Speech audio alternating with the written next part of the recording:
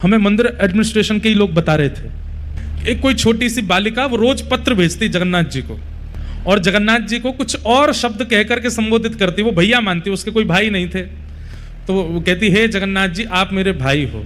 तो बोले रोज पत्र भेजती महाप्रभु जी को कि रक्षाबंधन पे मैं आऊंगी, मेरी अवस्था अभी केवल 5 साल की है और मैं आपसे कभी मिली नहीं हूं, मैंने केवल माता जी से आपके बारे में सुना है और मैं आऊंगी जगन्नाथपुरी, रक्षाबंधन वाले दिन आऊंगी, राखी लेकर के आऊंगी, हे जगह तुम मेरे हाथ से राखी पहनोगे ना।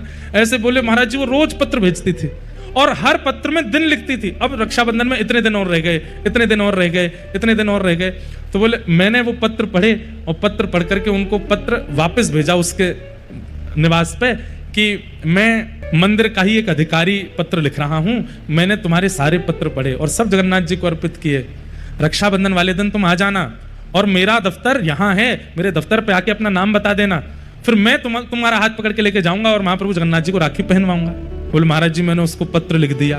रक्षाबंधन वाले दिन मेरे को भी प्रतीक्षा थी कि वो एक छोटी लाली, उसके इतने पत्र आ चुके हैं, वो आएगी, उसको लेके मंदिर जाना है। तो बोले एक हमारा समय रहता है, हमको व्यवस्था देखने के लिए मंदिर में जाना पड़ता है। तो वो समय आ गया था, तो मैं अपने अधिकारियों को बोल गया कि एक इस नाम की कन्या आवेगी और वो मेरा पत्र लेकर के आएगी, उसको बैठाना, मैं उसको लेके जाऊंगा फिर मंदिर। बोले हम सब व्यवस्था देखने के लिए गए, व्यवस्था देख करके आए तो मैंने पूछा अधिकारियों से कि कोई लाली आई थी क्या छोटी? बोले हाँ एक 4 साल की 5 साल की बालिका आई थी और आके थोड़ी देर बैठी रही, फिर पता नहीं कहाँ चली गई। तो बोले मैं फिर ढूंढने निकला, पता नहीं कहाँ चली गई बेचारी, इतने साल से पत्र लिख रही है, इतने दिन से पत्र लिख, उससे राखी तो बंधवा दें। तो मैं जैसे ही दफ्तर से बाहर निकला वो आ रही थी, तो मैंने उससे कहा तुम वही लाली हो जो पत्र लिखती थी? उसका नाम पूछा तो बोले हाँ मैं वही हूँ। तुम क्यों नहीं रुकी, चलो मैं तुम्हें मंदिर ले चलूं, राखी पहनवा दूं। बोले मैं तो राखी पहनाया ही जगन्नाथ जी को। तो तुम कैसे पहना के आ गए?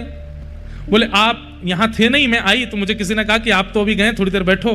पर पता नहीं कहाँ से एक भैया आए बाहर से और मेरा हाथ पकड़ के, गोरे चिट्टे भैया बिल्कुल इतने गोरे। तो एडमिनिस्ट्रेशन वाले बोले मुझे लगा कि भाई हमारे उड़ीसा में सांवले होते हैं थोड़े, गोरा कौन आया?